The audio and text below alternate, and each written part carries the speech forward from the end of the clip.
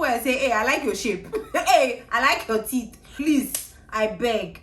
Let's go. Yeah. I'm like an addict, do I gotta have it. I know a few people who came to the UK and went back to their hometown in the next few months. Like, moving to the UK, you don't only need to prepare financially, you need to be prepared mentally, physically, everythingly. It's not beans. I've been in the UK for 2 years, and these are my key takeaways that I want to share with you. You can do whatever you want with it. First things first, you need money. I've said it before on here that you need to save a lot to be able to move from your home country. I remember when I was moving here, I spent almost £5,000. You need to pay for health surcharge, you need to pay for application, you need to pay for accommodation when you get here. Luckily for me, when I got here, I had to stay with family for a few months before I could find my ground and then get my own place. Speaking of family, if your plan is to come here and stay with family for some time and find your place, just psych your mind that it will get to a time you would have to pay for some of the utilities. Times are hard here, so don't think you would come and stay with someone, family or friend, for free for as long as you like. It will get to a point where they will expect you to pay something, rightfully so, because things are quite expensive here, especially utility and rent. With accommodation, when you get here, some people find it's very easy to find accommodation. For some people, it takes a long time for them to find a place to stay. It's wild, especially in this economic crisis. I really feel for people who moved to the UK 2 months ago. Like, how are you people surviving? How are you guys doing? The app that I found very helpful when it comes to looking for a place and moving was Rightmove. I think Spare Room also helps, but you are more likely to be defrauded on Spare Room than on Rightmove. So I would just say stick to Rightmove. Now, when you find a place that you are going to move into, okay, when you move in, you have to take inventory, because usually the landlord is supposed to take pictures of the place and then send it to you as a welcome in your welcome email and say that we took inventory of the place. This is how the place was before you moved in. And then when you are moving out, they will take pictures of the place and say that, okay, maybe you chipped this place, this is what you did, so you would have to pay them for it. When you find a place, they will take a holding deposit. That holding deposit is what they will deduct whatever you spoiled in the apartment. They will deduct it from it. So if you move into your first place or your new place and they don't send you any inventory of the place, take it yourself. If you forget to take it, take the pictures yourself and send it to the landlord and say that I just moved in. As of today, these are the pictures of the place. When you move out, take pictures and send it to them. I just moved out. These are the pictures of the place. If not, when you move in, they'll say, oh, welcome, everything. When you move out, the things that had spoiled before you moved in, they will take pictures of and send it to you and deduct it from your holding deposits. And there is nothing you can do because you don't have any evidence to show that this wasn't your fault. There were no pictures when you moved in. Do you get what I'm saying? Yeah, some landlords are using this to scam tenants. Like, it's wild. Times are hard though. People are smart, so be smarter. Another thing is finding a job. Like, if you're not coming here on a skilled worker visa and you're coming as a dependent or like as a student, just be prepared to do any job at all. Like, the easiest job to get is the care jobs. If you were a headmaster in Ghana or in Africa, just know that your qualification or whatever you have, your experience, means shishing. In this country, you would have to start from the bottom. You have to start from the beginning. Yeah. If you were a bank manager, just know that when you come here, you would have to start as a customer service personnel. Even to get into the customer service of a bank is like digging for diamond. I don't know what is happening in the job market, but the job market is really tight in the UK right now, especially for office jobs. So the easiest job to get is the care worker job, or maybe the jobs that you would have to use your energy to do. Those are the ones that you like, it's very quick to get. Maybe working in a supermarket. Rearrange your CV and then go to Indeed or LinkedIn, search for the job and then apply. You will get a lot of unfortunately's, but don't give up. On average, it takes 3 months for you to find a job, and within those 3 months you'll be really frustrated. So that's why I said earlier that you need money. You need money to sustain you for the first 3 months that you don't have a job or you don't have any money coming in. If you are coming in as a skilled worker there, that one, the work is there for you, so you are just coming to do it. But if you're coming as a dependent, I don't know, maybe the person you are depending on would help you for the first 3 months or the first few months that you don't have a job. But it will take you some time to find a job, so just know that. Don't think as soon as you arrive the next day you will be working and earning money. It doesn't work like that. Some people don't want to take on those menial jobs, so what they end up doing is they open a business. They open their own business, but to open your own business, it depends on the visa that you are holding. If you are a dependent, you can open your own business actually, but if you are a skilled worker or a student, your visa actually restricts you from such things. I think they are trying to give some exceptions to skilled worker visas, but student visa, you can only work for 20 hours. How are you going to open a business with your 20-hour restriction? It's not possible, right? After the hustle and bustle, now you found a job. Well done, congratulations. The next thing you should know is, if you are an introvert and you find like an office job, please leave the introversion at the door of the office. Okay, when you get to the office, talk. Because if you are always quiet, like unfortunately in the office space in the UK, your work doesn't really matter. It's how visible you are, how relatable you are, how outspoken you are. So if you are an introvert, you will really find it difficult, but you can maneuver yourself. If they say, oh, let's say this place, like they do Thursday drinks a lot, like every Thursday they go to the pub, have drinks, attend some of these drinks. When you go for these drinks, communicate with people. Don't stand in the corner and be looking. Communicate with people, speak to people. When you do something in the office, it doesn't matter what you've done. Tell your manager that this is what I did, or this is what I've done. Or tell them, because some of them might be micromanaging. Some of them too, they don't really micromanage. So just tell them, whether it's micromanagement or not, this is what I've done so far, this is what I've done so far. If not, someone else will come and claim your work. Blow your own horn. No one will blow it for you. Someone else will even come and blow it for themselves. Sometimes someone will get promoted and you'll be like, you know for a fact that this person doesn't do shishi in the office, but then they have been promoted and you are still sitting there. It's because of the people they associate themselves with. Like in the office, there is this person that you know that always speaks in a certain way to the senior partner or like the CEO. You would think it's disrespectful, but it's not actually. They see it as like being bold.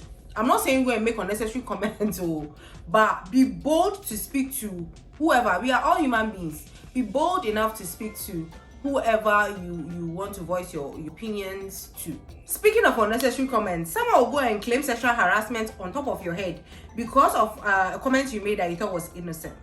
Don't make unnecessary comments at the office, okay? If you see something that you think, oh, it's nice, keep it to yourself. You can compliment, oh, I like your shoe, or I like your hair.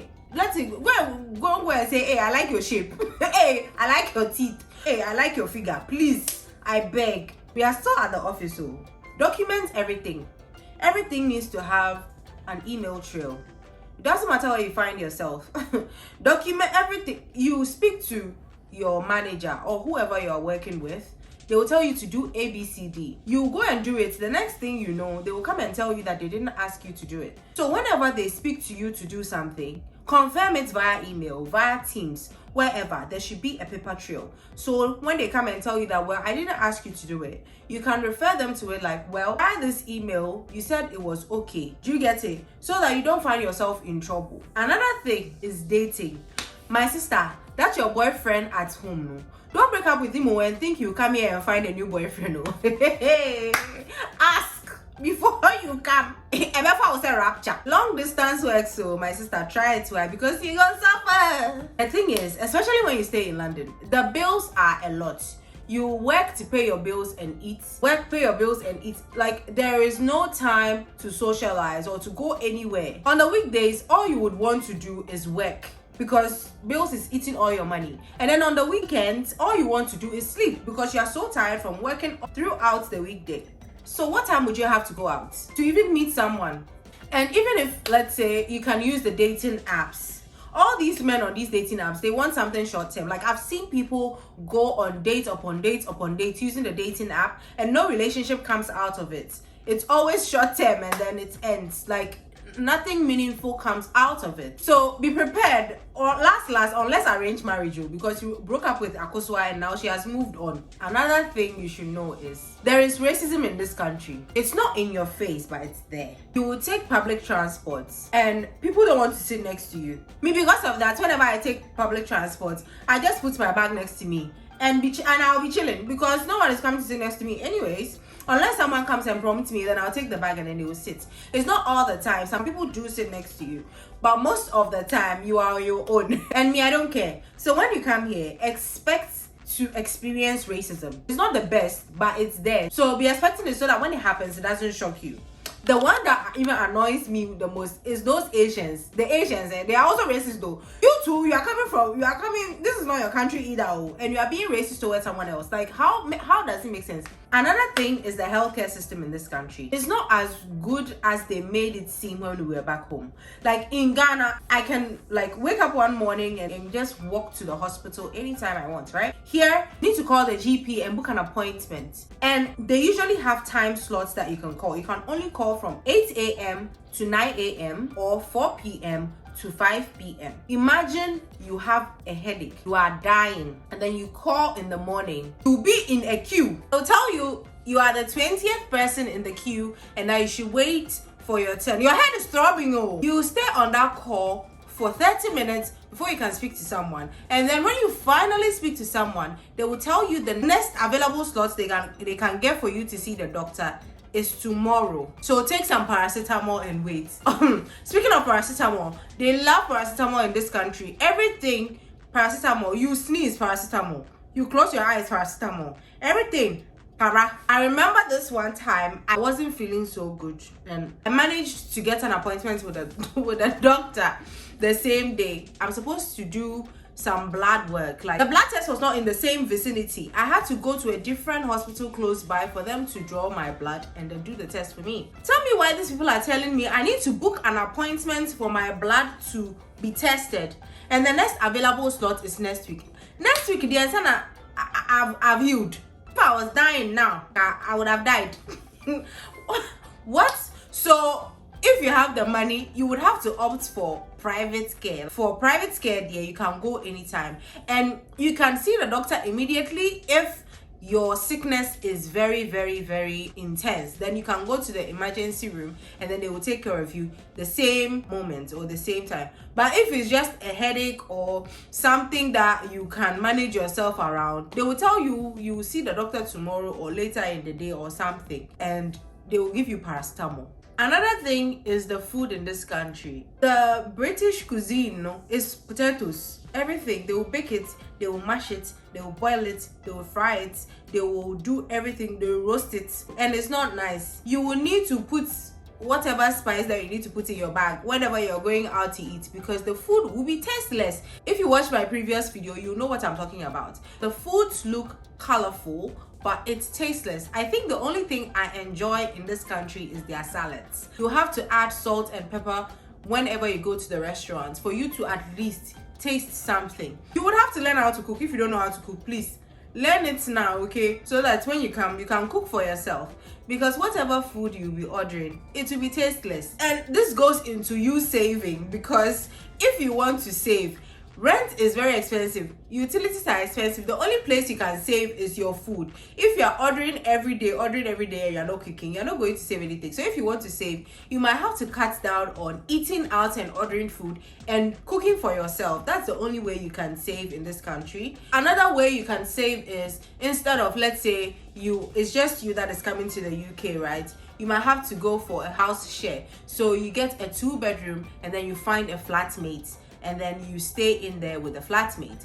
If you are going to go for a one bedroom, especially in London, is like the lowest you will get is like 1,500, 1,400. How much are you earning? You are going to pay 1,500, 1,400 worth of rent. It doesn't include bills.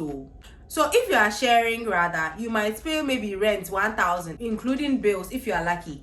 If not, you might pay rent 1,000 and then bills 100. So you'll be paying 1,100. Here you have saved how much? 400, right? Instead of you would have paid 1,500. Now you've saved 400. You're paying 1,100. So that's another way that you can save. So not eating out so much and then finding a flatmate. Another thing is making friends. Like I said earlier, you will be working during the week and then sleeping during the weekend. How are you going to make friends? Like, you need to make conscious efforts to make friends. And the only place or the easiest place to make friends is your workplace, because that's where you spend most of your time, right? But you also have to be careful, because the people you work with are not your friends, especially the ones who are this color. They will backstab you to your surprise. They will be smiling in your face. So you really have to be careful. I have found really great friends at work, but then you really need to put your eye down to make sure that you trust each other with whatever you're going through, because it's not easy out here to go through whatever is out here alone. You need someone. Another thing is mental health, especially in the winter when it gets dark at 4 p.m. They call it seasonal depression. So during this time, especially those of us from Africa, there's no vitamin D, so you'd have to take your vitamin D supplements, because when you are vitamin D deficient, it might also give you depression. Imagine you have no friends, right? All you do is work, sleep, pay bills, and repeat. Your mental health will be in shambles. So I would say make conscious efforts to make friends. Find leisure time for yourself, okay? Give yourself some time to have some fun, go out with friends, stuff like that. I mean, back home, you have your friends, you have your family that you can speak to. Here, it's just you. You can only call your mom. So you need to find another form of family that you can rely on whenever you need some form of human contact. So with all that you've heard, like I said, plan accordingly. It's up to you. Use this information as you will. Thank you so much for watching, and I'll see you next time. Bye.